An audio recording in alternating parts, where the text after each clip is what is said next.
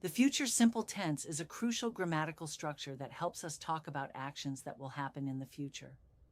In the context of water conservation initiatives, using the future simple tense allows us to discuss plans, intentions, and predictions regarding efforts to conserve water resources. One key aspect of water conservation initiatives is the implementation of water-saving technologies in households. For example, we will install low-flow shower heads to reduce water consumption in our bathrooms. This sentence uses the future simple tense to indicate a future action that the speaker intends to carry out. Another essential strategy for water conservation is promoting awareness and education among the community. For instance, the local government will organize workshops on water conservation for residents next month.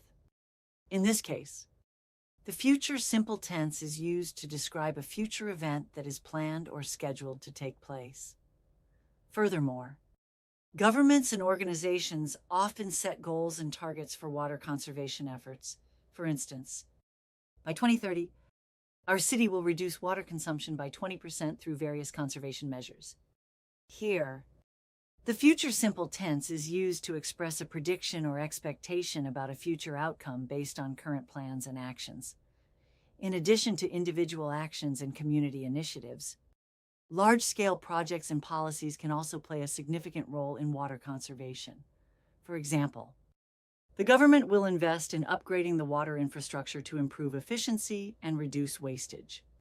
This sentence uses the future simple tense to describe a planned action that will have a substantial impact on water conservation efforts. In conclusion, the future simple tense is a valuable tool for discussing plans and intentions related to water conservation initiatives. By using this grammatical structure effectively, we can communicate our goals, strategies, and expectations for conserving precious water resources for future generations.